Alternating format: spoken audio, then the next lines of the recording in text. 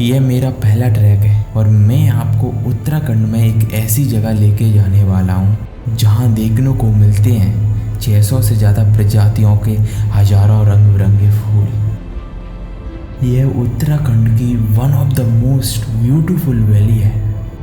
ऋषिकेश से लगभग 300 किलोमीटर दूर इस जगह का नाम है फूलों की घाटी।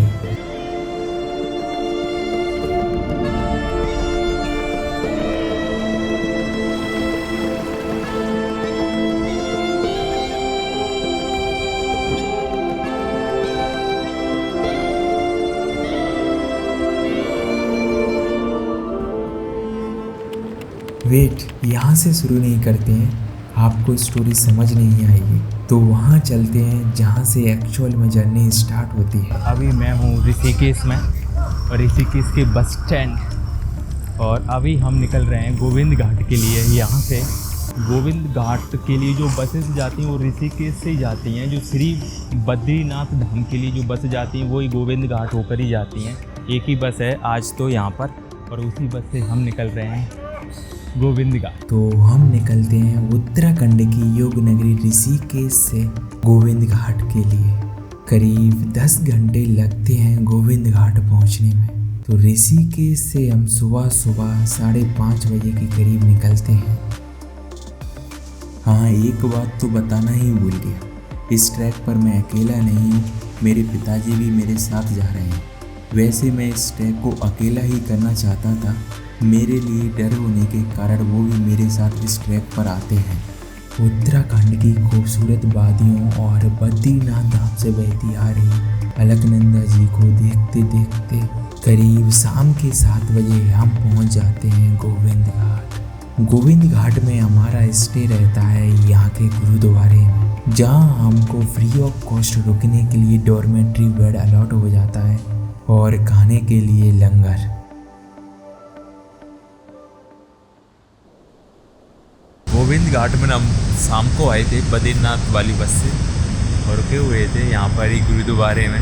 बहुत ही अच्छा एक्सपीरियंस रहा। और अभी हम निकलेंगे खुलना के लिए। यहाँ से शेयर टैक्सी के थ्रू हम पहुँचते हैं खुलना, जो गोविंद घाट से करीब 5 किलोमीटर की दूरी पर है। खुलना ही वह जगह है जहाँ से ट्रैकिंग शुरू होती है। यहाँ से 10 किलोमीटर का ट्रैक करना होता है घांगरिया के लिए, जो कि वैली ऑफ फ्लावर्स और हेमकुंड साहिब ट्रैक का बेस कैंप है। 10 किलोमीटर का यह ट्रैक मॉडरेट लेवल का है।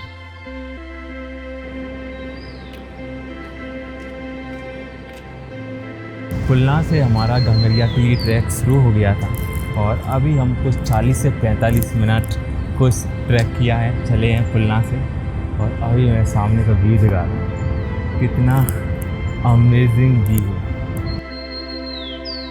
इस ट्रैक में आपको ब्यूटीफुल माउंटेन्स लैंडस्केप के साथ साथ बहुत ही सुंदर झरने देखने को मिलते हैं।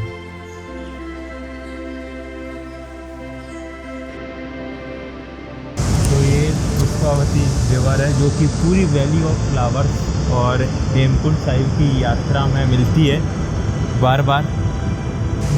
अभी जो ट्रैक में अभी तक जितना भी ट्रैक हुआ है बहुत ही आराम से कर रहे हैं, आराम से चलते जा रहे हैं और काफ़ी अच्छा लग रहा है सच में। अभी तक इतना खूबसूरत है तो सोचो वैली ऑफ फ्लावर्स कितनी खूबसूरत होगी जब मेन वैली ऑफ फ्लावर्स में एंटर करेंगे तब। इस पूरे ट्रैक में हम चलते हैं पुष्पावती रिवर या लक्ष्मण गंगा रिवर के साथ साथ पैरेलल।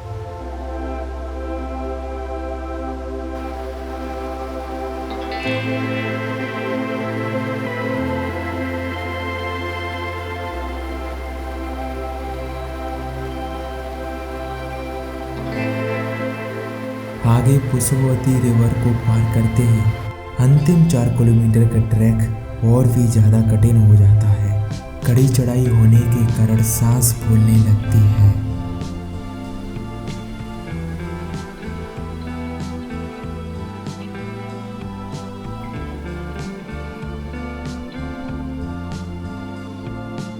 करीब 6 घंटे लगते हैं हमें गोविंद घाट से घांगरिया पहुंचने में।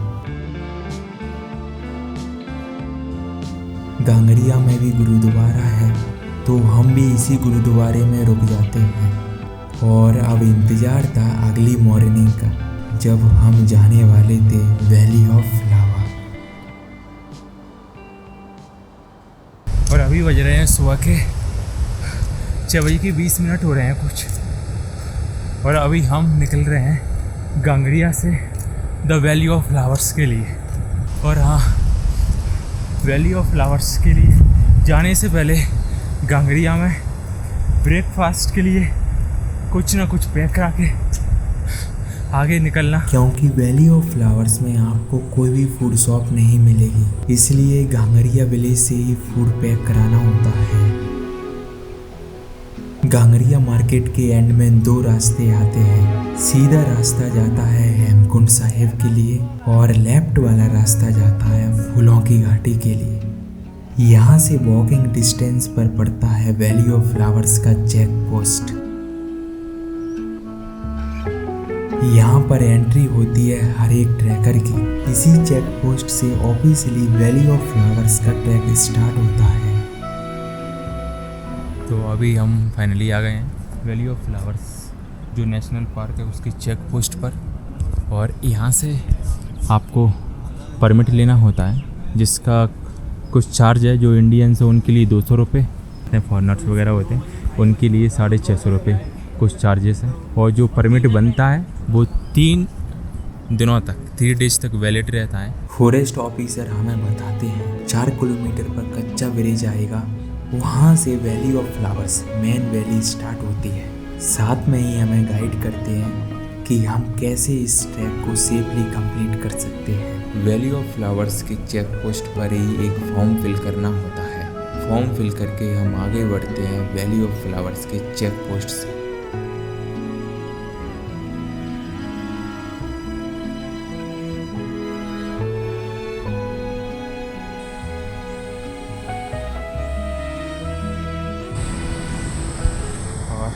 नॉइस देख रहे हो, जंगल का शोर। चेक पोस्ट क्रॉस किए कुछ 800 मीटर ही हुए होंगे और हमें दिखता है ये ब्रिज क्रॉसिंग, जहाँ पर हम पुष्पावती रिवर को पार करते हैं।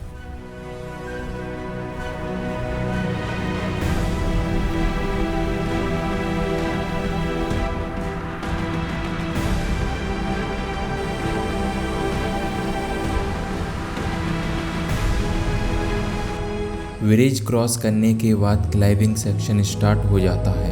हमें फॉरेस्ट के अंदर से होते होते क्लाइंब करते रहना होता है फॉर नेक्स्ट 2 से 3 किलोमीटर के करीब।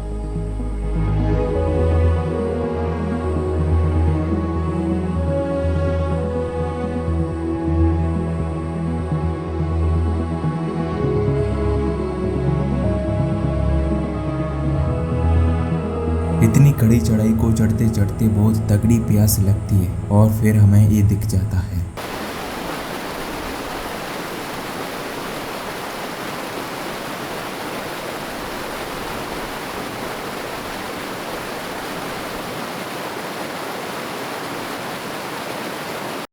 पुष्पावती रिवर पूरे वैली ऑफ फ्लावर्स में बहती है। यह रिवर एंड में जाकर इवन गंगा रिवर का भी पार्ट बनती है।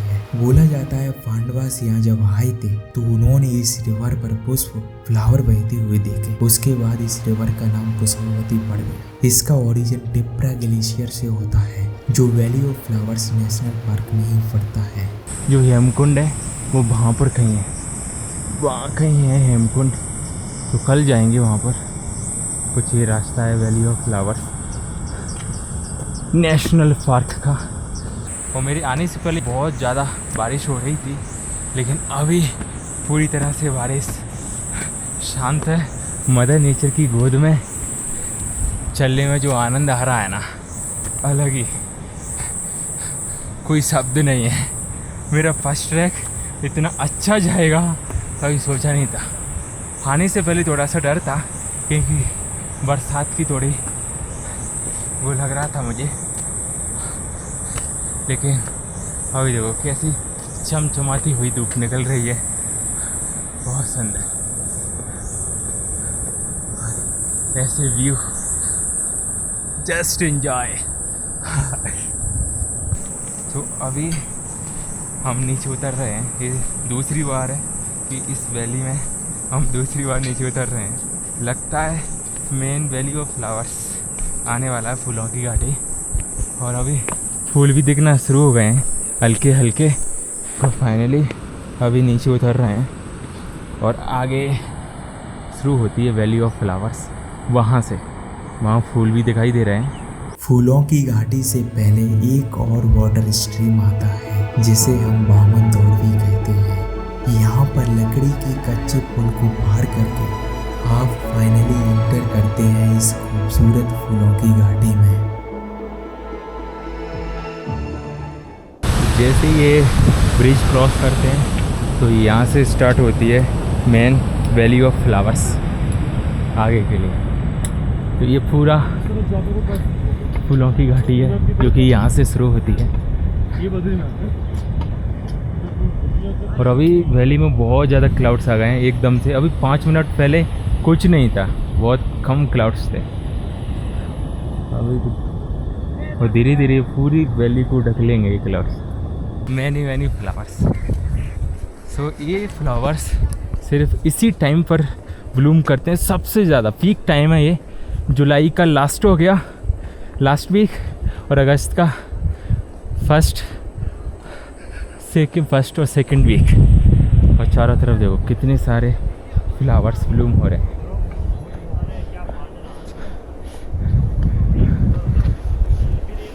ये देखो, अभी तो ये स्टार्टिंग है, अभी आगे बहुत सारे फ्लावर्स देखने को मिलेंगे। तो it's my lucky track. Valley of flowers को 1982 में नेशनल पार्क बनाया गया और 2005 को यूनेस्को वर्ल्ड हेरिटेज साइट में शामिल किया गया। जून से नवंबर अराउंड 6 मंथ के लिए वैली ऑफ फ्लावर्स ट्रैक सिर्फ ट्रैकर्स के लिए ओपन होता है। 8 kilometre long and 2 kilometre wide यह वैली समुद्र तल से 3658 मीटर ऑल्टीट्यूड पर है। As the name goes, monsoon में यह वैली पूरी फ्लावर से कवर हो जाती है। यह फूलों की घाटी चारों तरफ से ऊंचे ऊंचे हरे भरे पहाड़ों से ढकी हुई है और इन पहाड़ों पर जगह जगह पर खूबसूरत झरने बहते हुए दिखाई देंगे।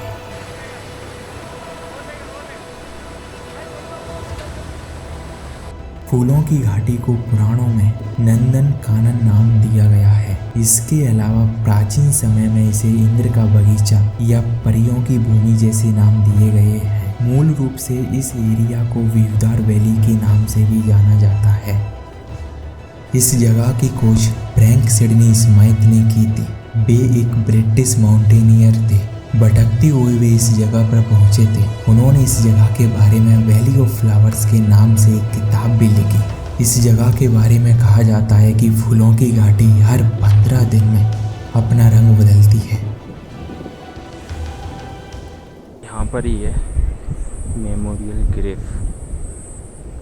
इन loving memory of Joan Margaret Legge 1939 में she passed away. She was a British botanist. Valley of flowers में बेसिकली प्लांट्स को पढ़ने के लिए आई थी। किसी दिन फूलों को इकट्ठा करने के लिए कुछ चट्टानी ढलानों को पार करते समय वह फिसल गईं और उनकी जान चली गई। उनकी सिस्टर उनको ढूंढने आई और सी फाउंड हर डेड। उनकी सिस्टर ने उनकी मेमोरी में एक ग्रेव बनाई है। सच बताओ ना, वैली ऑफ फ्लावर्स को आप जितना वीडियोस में देखते हो ना, उससे भी बहुत ज़्यादा खूबसूरत है ये वैली ऑफ फ्लावर्स। बहुत ज़्यादा खूबसूरत।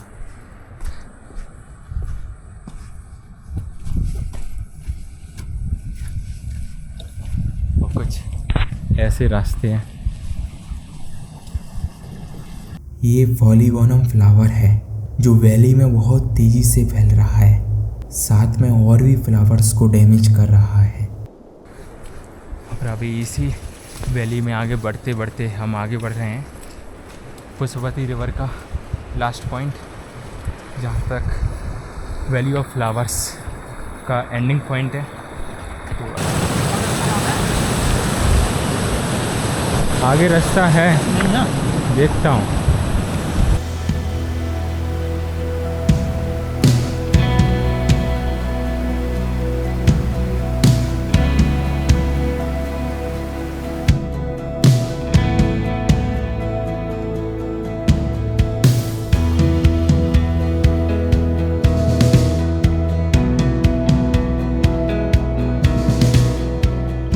पुष्पावती रिवर बेड, जो इस ट्रैक का अंतिम पॉइंट है। अनफॉर्चुनेटली मैं वहाँ नहीं जा पाता हूँ। पापा के डर के कारण और कुछ मिसअंडरस्टैंडिंग के कारण मैं आधे रास्ते से ही वापस लौट के आता हूँ। सामने टिप्रा ग्लेशियर है, हम उसके एंडिंग पॉइंट पर जाने ही वाले थे। सच में वो कई बार बहुत गड़बड़ होती है जल्दबाजी की वजह से। मुझे लगा कि गलत रास्ता है, जबकि उन्होंने बोला था कि ग्लेशियर मेन पॉइंट, मुझे ध्यान नहीं दिया तो आधे रास्ते से लौट के आना पड़ा। तो चलो यहाँ से भी टिप्रा ग्लेशियर अच्छे से दिखाई दे रहा है और कम से कम हम 1.5 किलोमीटर अंदर गए थे और 1.5 किलोमीटर और अंदर चले जाते तो आई थिंक 1.5 नहीं तो कम से कम 1 किलोमीटर तो समझ लो हम अंदर गए थे उधर टिप्रा ग्लेशियर के लिए। लेकिन किसी ने बोला कि यार ये रास्ता तो गलत है यार, टिप्रा ग्लेशियर के लिए जाता। हमें लगा कि उसके ऊपर जाएगा तो मैं वापस कंफ्यूज हो जाता हूँ टिप्रा ग्लेशियर और पुष्पावती रिवर बेड के अंतिम पॉइंट को लेकर। पुष्पावती रिवर बेड के अंतिम पॉइंट को मैं सच में बहुत ज़्यादा मिस किया। खास मैंने वो पॉइंट देख लिया होता, लेकिन कहते हैं कि कुछ अधूरी ख्वाहिशें ही जीने का मज़ा देती हैं। भोजपत्र की, हाँ, जो पहले यूज होता था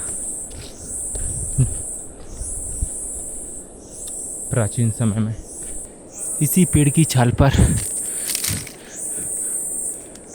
लिखा जाता था, वैदिक मंत्र वगैरह लिखे जाते थे। ये बिल्कुल कागज़ जैसा लग रहा है, इसी पेड़ की छाल का इस्तेमाल किया जाता था। आपको पता है, पहले मैं अपने बारे में श्योर नहीं था कि मैं नेचर लवर की कैटेगरी में आता हूँ, लेकिन वैली ऑफ फ्लावर्स ट्रैक के बाद मैं निश्चित रूप से बोल सकता हूँ, yes I am in love with mother nature. Mother nature के लिए रिस्पेक्ट अब कई गुना बढ़ गई है। जहाँ पर भी नज़र डाल रहा था ये खूबसूरत नज़ारे दिख रहे थे। आई रियली फेल लाइक कि मैं स्वर्ग में घूम रहा हूँ।